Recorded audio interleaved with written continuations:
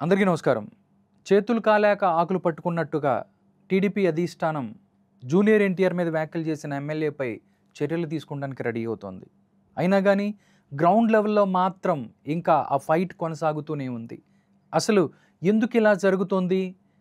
TDP ఫ్యాన్స్కి ఎన్టీఆర్ ఫ్యాన్స్కి మధ్య అగాధం ఏర్పడడానికి కారణాలు ఏంటి? ఈ విషయాలు మనతో మాట్లాడడానికి ప్రముఖ సినీ క్రిటిక్ దాసరి విజ్ఞాన్ మనతో ఉన్నారు. విజ్ఞాన్తో మాట్లాడదాం, మరిన్ని విషయాలు తెలుసుకుందాం. నమస్తే విజ్ఞాన్ భాయ్. నమస్తే. అంటే గత కొద్ది రోజులకు చూస్తే Nara Lokesh versus junior NTR topic మనం నడుస్తుంది. అసలు అంటే వాళ్ళ ఒక ఆడియోని బయటకు వచ్చింది, దాంట్లో వల్గర్గా మాట్లాడారు. అంతకుముందు వార్ 2కి సంబంధించి ప్రీ రిలీజ్ ఈవెంట్లో ఎన్టీఆర్ మాట్లాడుతూ పెద్ద ఆయన ఆశీస్సులు ఉన్నంత వరకు నన్ను ఎవరు ఏం చేయలేరు. ఇవన్నీ కూడా చూసుకున్నట్టయితే చంద్రబాబు నాయుడు లోకేష్ని ఉద్దేశించి ఆయన మాట్లాడారని వీళ్ళు మాట్లాడుతుంటే, లేదు అదేం కాదు, అది వేరే దానికి సంబంధం లేదని మాట్లాడుతున్న పరిస్థితి. టోటల్గా జూనియర్ ఎన్టీఆర్ వర్సెస్ నారా లోకేష్ ఎపిసోడ్ని ఎలా చూస్తారు విజ్ఞాన్ గారు? ఫస్ట్ ఎక్కడ స్టార్ట్ అయిందో అక్కడి నుంచి వద్దాం. లోకేష్ గారు ఒక ట్వీట్ పెట్టాడు, రజనీకాంత్ గారి సినిమా వస్తున్నందుకు, ఆయన సినిమా 50 ఏళ్ళు పూర్తి చేసుకున్నందుకు, 50 ఇయర్స్ అయిందని. ఆ సందర్భంగా మంచిగా కూలీ రిలీజ్ అవుతుంది, మీరు మమ్మల్ని ఆదుకున్నారు ఒకానొక సిట్యువేషన్లో. అదేం లేదు, ఎన్టీఆర్ గారి శతదినోత్సవ వేడుకలకి ఆయన పిలిస్తే వచ్చాడు. దానికి కృతజ్ఞతగా ఈయన ఇంకో వీడియో పెట్టాడు, అంటే ఒక ట్వీట్ పెట్టాడు. ఎందుకు పెట్టాల్సి వచ్చింది అంటే, ఆ రోజు సిట్యువేషన్ ఏంటి, ఆయన్ని మనం అతిథిగా పిలుచుకున్నాం, ఒక హీరోని. అవును, ఎన్టీఆర్ గారి శతదినోత్సవం అంటే ఆ రేంజ్ ఒక పెద్ద హీరో మనకి ఎవరున్నారు ఇప్పుడు చెప్పు? ఇప్పుడు ప్రజెంట్ జనరేషన్లో ఒక పెద్ద హీరో, ఇప్పుడు అమితాబ్ బచ్చన్ గారు ఉన్నారు, రజనీకాంత్ గారు ఉన్నారు. అమితాబ్ బచ్చన్ గారు ఇప్పుడు క్యారెక్టర్ రోల్స్ చేసినప్పటికీ రజనీకాంత్ గారు ఇప్పటికీ హీరోగానే కొనసాగుతున్నారుగా. సో అంతటి దిగ్గజాన్ని పిలుచుకున్నారు. పిలిచిన తర్వాత ఏమైంది, మన తెలుగు వాళ్ళు అపోజిషన్ పార్టీ వాళ్ళు అప్పుడు అవమానించారు. ఓకే, సో ఇప్పుడు అతన్ని మనం ఒక అతిథిని పిలిచి అవమానించి పంపాం. సో ఎప్పటికైనా సరే దీన్ని కడిగేసుకోవాలి, ఒక మంచి సందర్భం వస్తే బాగుండనే టైంలో కూలీ రిలీజ్. ఓకే. సో లోకేష్ గారు ఏం చేశారంటే, అయ్యో అప్పట్లో నేను ఆయన్ని పిలుచుకున్నాం, అవతల వాళ్ళు అవమానించారు, మన తెలుగు వాళ్ళే. సో ఇప్పుడు కనీసం అట్లీస్ట్ అందులో కొంతన్న కడిగేసుకున్నట్టు ఉంటుందని ఆయన ఒక ట్వీట్ పెట్టాడు. వీళ్ళందరూ ఏంటంటే, అదే రోజు నీకు వార్ 2 రిలీజ్ అవుతుంది, ఇటెందుకు పెట్టలేదు అటెందుకు పెట్టావు అని కొంతమంది అడిగారు. ఇప్పుడు ఇక్కడ రెండు సిచ్యువేషన్స్. ఇప్పుడు లోకేష్ గారు వార్ 2 కూడా పెట్టారే అనుకుందాం, ఏమంటారు చెప్పండి? ఏమంటారంటే, ఈ లోకేష్కి పని పాట లేదా, సినిమాలు చూస్తున్నాడా, రాజకీయాలు వదిలేసి వచ్చిన ప్రతి సినిమాకి శుభాకాంక్షలు చెప్తున్నాడు అంటారు. అంటారా? అంతేగా, అన్ని సినిమాలకి శుభాకాంక్షలు. పెట్టకపోతే దానికి పెట్టలేదు, దీనికి ఎందుకు పెట్టావు, ఇది వాదన.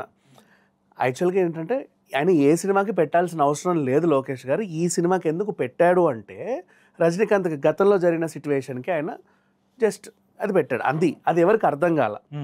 నౌ నెక్స్ట్ తర్వాత ఎన్టీఆర్ గారు మాట్లాడిన మాటలు, నా వెనకాల ఎవరూ లేరు, నాకు మా తాత ఆశీస్సులు ఉన్నంత వరకు అనే ఏం చేయలేరు. సో అది ఎలా ఉందంటే, ఆయన గురించి చెప్పుకున్నాడు. ఆయన ఎవరేం చేయలేరు అంటే, ఊరికే సోషల్ మీడియాలో దేవర సినిమా టైం నుంచి కొంతమంది నెగిటివ్ చేస్తున్నారు. సో ఎవడు పాజిటివ్ చేసినా ఎవడు నెగిటివ్, నన్ను ఎవరు ఆపలేరు. సేమ్ అల్లు అర్జున్ని కూడా అలాగే కదా ట్రోల్ చేసాం అండి. అంటే అక్కడ అల్లు అర్జున్, ఇటువైపు ఎన్టీఆర్ కదా, ఇద్దరు సేమ్ మెగా ఫ్యామిలీ నుంచి అల్లు అర్జున్కి, ఇక్కడేమో జూనియర్. సినిమా బ్యాన్ చేస్తాం అన్నారు. పుష్పని ఎవడు బ్యాన్ చేయగలిగాడు? 2000 కోట్లు ఎవడు ఆపలేడు. సేమ్ మళ్ళీ ఇప్పుడు కూడా చెప్తున్నా, వార్ 2 సినిమా ఉంది కదా, ఎవడెవడైతే ఇది ఫ్లాప్ అని మొరుగుతున్నాడో వాళ్ళకి చెప్తున్నా, దాని కలెక్షన్స్ ఎవడు ఆపలేడు. War 2 is running. వార్ 2 అనేది ఒక వార్ అనే సినిమాకి సీక్వెల్. ఈ రెండు సినిమాలు కూడా డైరెక్ట్ స్ట్రేట్ సినిమాలు కాదు, ఒక యూనివర్స్లో ఒక పార్ట్. ఆ యూనివర్స్ మొత్తాన్ని అర్థం చేసుకున్న వాళ్ళందరూ ఈ సినిమాలు ఎంజాయ్ చేస్తున్నారు, నార్త్ మొత్తం చూస్తున్నారు. Okay. And next Bellamkonda Srinivas, ఇక్కడ కూడా మనకే సరిగ్గా తెలీదు, అక్కడ ఆయన సినిమా కొన్ని మిలియన్లు చూసారు, అదొక రికార్డ్ యూట్యూబ్లో. అవును. ఎందుకు? నెక్స్ట్ అల్లు అర్జున్ ఎవరో తెలియదు, ఎక్కడికో బీహార్ పోతే 7.5 లక్షల మంది వచ్చారు. ఎందుకు? బికాజ్ నార్త్లో వాళ్ళకి ఏంటంటే ఎగిరెగిరి తన్నుళ్ళు, ఇటు దింత అటుబోడు, అటు దింత ఇటుబోడు, వీళ్ళకి ఇష్టం ఈ సినిమాలు. అందుకు వాళ్ళు ఎంజాయ్ చేస్తున్నారు వారిని. జస్ట్ కేవలం 2 తెలుగు రాష్ట్రాల్లో ఇప్పుడు చెప్తున్నా, ఒక పాన్ ఇండియా హీరో సినిమాని, పాన్ ఇండియా లెవెల్లో రిలీజ్ అయిన సినిమాని ఒక చిన్న లాంగ్వేజ్లో ఒక వర్గం విభేదించినంత మాత్రాన ఆ సినిమాని డ్యామేజ్ చేయగలరా? ఎవ్వడు ఏమీ చేయలేడు. War 2 is running successfully. ఇకపోతే ఈ వివాదం గురించి మాట్లాడుకుందాం. ఈ సినిమాని నేను రిలీజ్ ఎవడరా ఇక్కడ ఆడనిస్తున్నాడు నా కొడుకులు అనుకుంటూ ఎవరో ఒక మాట మాట్లాడారు. ఆ ఎవరో పలానా పార్టీకి చెందిన ఒక ఎమ్మెల్యే అని చెప్పేసి కొంతమంది మాట్లాడుతున్నారు. మా మనోభావాలు దెబ్బతిన్నాయి అని ఎన్టీఆర్ ఫ్యాన్స్. వీళ్ళకు ఉన్న ఎగ్జాంపుల్ ఏంటంటే, గతంలో కూడా ఒక పెద్ద హీరోని ఒక మనిషి తిట్టినైనా బాగానే ఉన్నాడు, తిట్టించుకున్నైనా బాగానే ఉన్నాడు. మా మనోభావాలు దెబ్బతిన్నాయని 23-24 జిల్లాలలో కేసులు పెడితే ఆయన అటు తిప్పి ప్రతి కోర్టులో హాజరుపరిచి ప్రతి జైలు రుచి చూపించి పంపారు. మాకు కూడా ఇప్పుడు మా మనోభావాలు దెబ్బతిన్నాయి అని వీళ్ళందరూ కేసులు పెడతామంటే పోలీసులు తీసుకోవట్లేదని వాళ్ళు ఫీల్ అవుతున్నారు. ఎందుకు తీసుకోవట్లేదు, పైగా మాకే వార్నింగ్ ఇస్తున్నాడు, బయటకు వచ్చి అల్లరి చేస్తే జాగ్రత్త, అల్లరి చేయొద్దు అని చెప్పేసి అంటున్నారు. అక్కడో రూలు ఇక్కడో రూలా అని వీళ్ళు అంటున్నారు. సో దానికి పోలీసుల సమాధానం ఏంటి? గతంలో ఆయన వాగిన వాగుడు ఏదైతే ఉందో మా దగ్గర ఎవిడెన్స్ విత్ వీడియో ఉంది. ఇప్పుడు ఇక్కడ ఒక ఆడియో బయటకు వచ్చింది. అది ఏ ఆడియో లేకపోతే అది నిజంగా ఫ్యాబ్రికేటెడా, అతనే మాట్లాడాలా తెలియాల్సి ఉంది. అతనే మాట్లాడాడు అని వాళ్ళు ఫోరెన్సిక్ ఒక చిన్న రిపోర్ట్ ఇస్తే కన్క్లూజన్కి వస్తే, ఫోరెన్సిక్ రిపోర్ట్ కూడా ఆల్మోస్ట్ సోషల్ మీడియాలో అవుతుంది. ఇది దానికి అది ఒరిజినల్ ఆడియో అతనిదే అని చెప్పి అది నిజంగా అతని ఆడియో అని వాళ్ళు తేల్చి చెబితే అప్పుడు వీళ్ళ మనోభావాలు దెబ్బతింటే నిజంగా కేసులు పెట్టొచ్చు. దీనికి ప్రాసెస్ పడుతుంది ఎంత కాదనుకున్నా సరే. దాన్ని ఏ వీడియో అంటున్నారు, ఏ ఆడియో అంటున్నారు, వాయిస్ అయింది కాదు, ఎవరో కావాలనే ఫ్యాబ్రికేట్ చేశారు, మా ఎమ్మెల్యే మీద దుమ్మెత్తి పోస్తున్నారని కొంతమంది వాదన. సరే ఏదేమైనప్పటికీ అసలు ఫ్యాక్ట్కి వస్తే పాన్ ఇండియా రేంజ్లో రిలీజ్ అయిన ఒక సినిమా అండి. నార్త్లో అన్ని స్టేట్స్ హిందీ సినిమాలే కదా. అవును, ఎక్కువ స్టేట్స్ అని హిందీ ఉంది కదా. తెలుగులో నటించిన హీరో అక్కడ ఉన్నాడు, అంతే, తెలుగు హీరో అక్కడ ఉన్నాడు. అండ్ ఆ తెలుగు లాంగ్వేజ్లో కూడా గ్రాండ్గా రిలీజ్ చేశారు. కేవలం ఒక భాషలో కొంతమంది ఒక వర్గం వాళ్ళు అడ్డుకున్నంత మాత్రాన, సినిమా చూడనంత మాత్రాన ఏ సినిమాని ఎవడు అడ్డుకోలేడు. అందుకే పుష్పని ఎవరు తాకలేకపోయారు. ఒక వర్గం విభేదించింది బాయ్కాట్ పుష్ప అని, ఎవడు ఆపాడండి? 2000 కోట్లు మహా అయితే వీళ్ళు చూస్తే ఇంకో కోటి ఎక్కువ వచ్చేదేమో. అంతే ఈ బ్యాచ్. వార్టు కూడా అంతే కదా.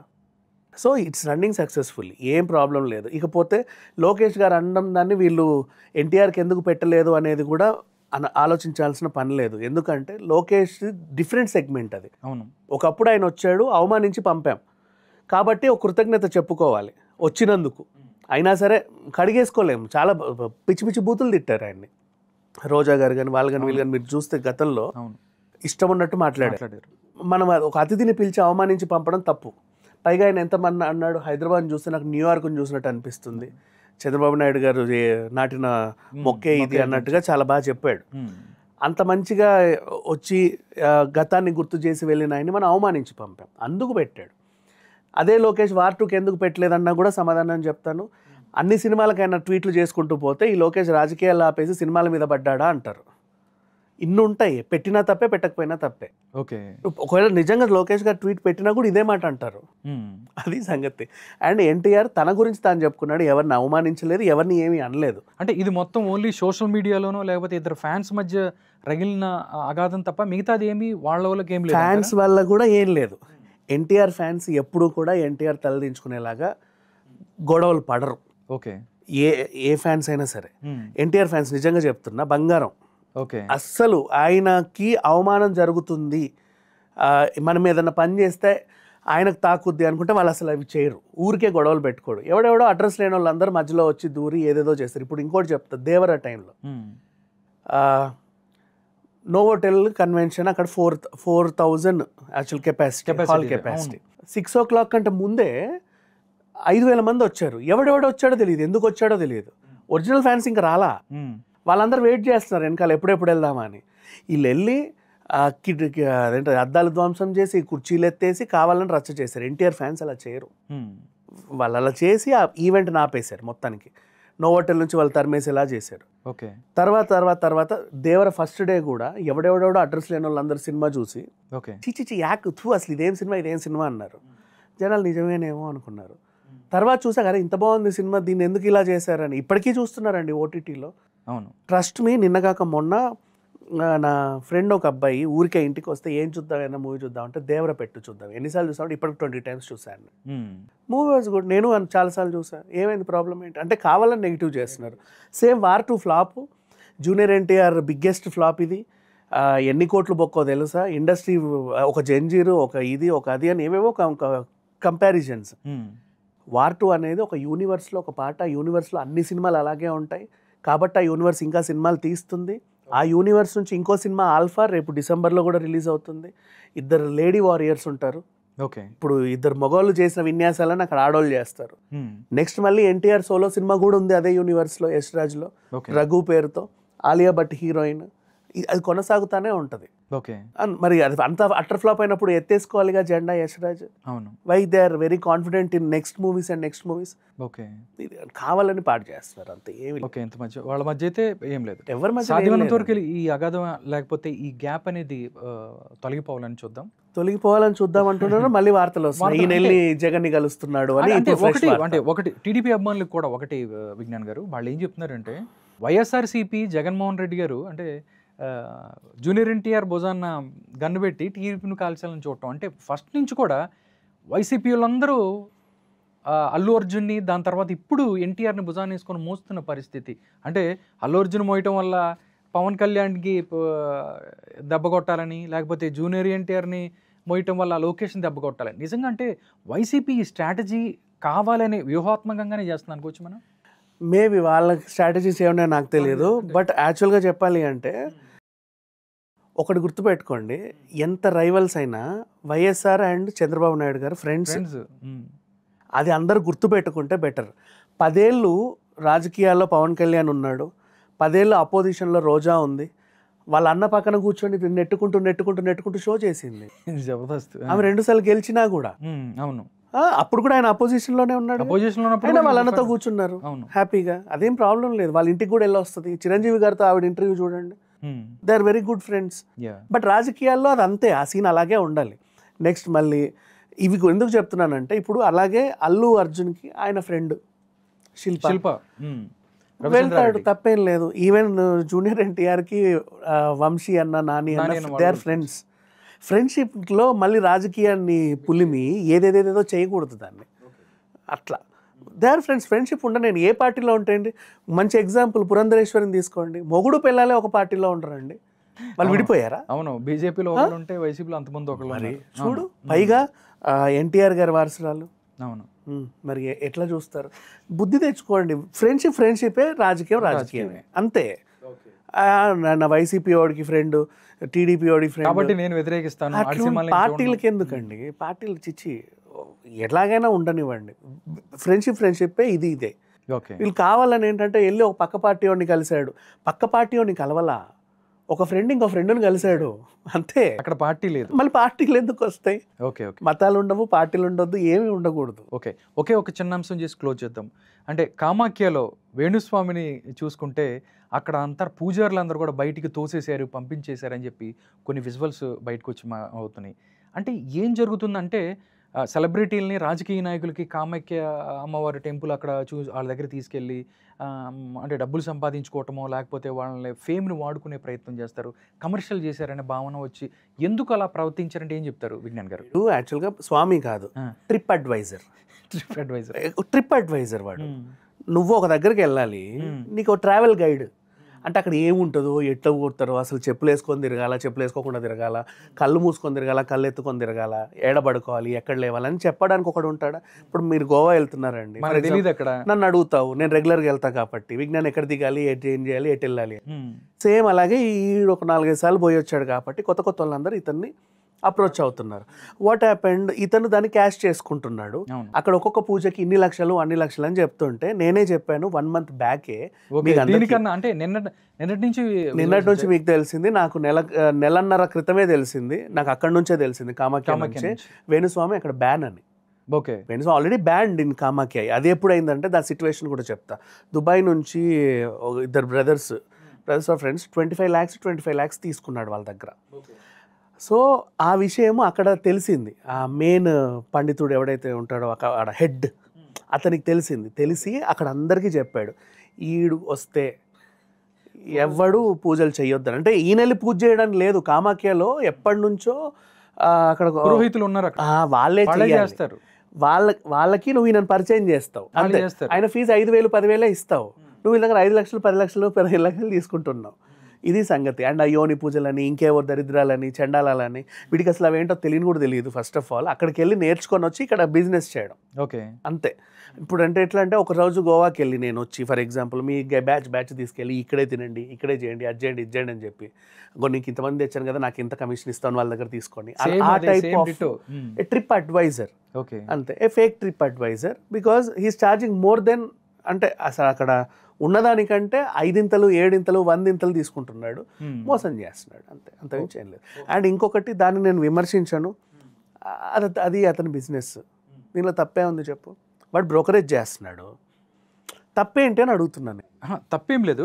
ఇప్పుడు రియల్ ఎస్టేట్ ఉందండి, 70 లక్షల ఫ్లాట్, నేను 1 కోటికి అమ్ముతా, నా టాలెంట్ అది. అవును. తప్పేంటి? నేను వేణుస్వామిని తప్పు పట్టట్లా, నిజంగా తప్పట్లా. అంటే వాడు చెప్పే జాతకాలు గీతకాలకి నేను వ్యతిరేకిని, కానీ అంటే వీళ్ళు విడిపోతారు చచ్చిపోతారు, వీటికి నేను వ్యతిరేకంగానే వాడి business I appreciate it. Okay, చేసుకోవచ్చు, బంగారంలా చేసుకోవచ్చు బిజినెస్. అది నేను నిన్న కామాఖ్య విషయంలో అయితే నేను ఆయన ఎప్పుడు తప్పు పట్టను. తన టాలెంట్ అది, సంపాదించుకుంటున్నాడు, సంపాదించుకొని ఏం తప్ప. అంటే ఏం జరిగి ఉంటుందంటే, వాళ్ళకి తెలిసిందంటే డెఫినెట్లీ ఒక కమర్షియాలిటీ చేశాడు, ఈ కామాఖ్య అమ్మవారిని దృష్టిలో పెట్టుకొని ఇలాగ అందరి దగ్గర డబ్బులు సంపాదిస్తున్నాడు, చెడ్డ పేరు తీసుకొస్తున్నారు, బ్యాడ్ నేమ్ తీసుకొస్తున్నారని వాళ్ళకి డెఫినెట్లీ ఆలయం వాళ్ళు కానీ వాళ్ళ టెంపుల్ భావించి ఉంటారంట. బికాజ్ ఇంత ఉన్నదాన్ని అంత ఎక్స్పెన్సివ్ అని వీడు చెప్పుకోవడం. నెక్స్ట్ అసలు నా వల్లే హైదరాబాద్ నుంచి అక్కడికి ఫ్లైట్ వచ్చింది, ఇంతకుముందు అది కూడా లేదు, గౌహతికి ఫ్లైట్ నా వల్లే వచ్చింది, మీరందరూ బతుకుతున్నారు రేంజ్ లో చెప్పాడు. అది వాళ్ళకి తెలిసిన తర్వాత ఏంటి వీడు మా టెంపుల్లో మేము ఇలా ఎప్పటి నుంచో ఉంటే వీడు ఇది ప్రతిష్టని భంగం కలిగిస్తున్నాడు. సేమ్ మన తిరుమల దగ్గర కూడా దళారులు ఉంటారు కదా, కొండ మీదకి నేను తీసుకొస్తాను, దర్శనం చేపిస్తా, అక్కడ ఏం పర్లేదులే, వాళ్ళు కూడా ఎంతో తక్కువే 10,000 ఎంతో తీసుకుంటారు, కానీ వీడు లక్షలు దొబ్బేసేసరికి వాళ్ళకి అట్లా అనిపించింది.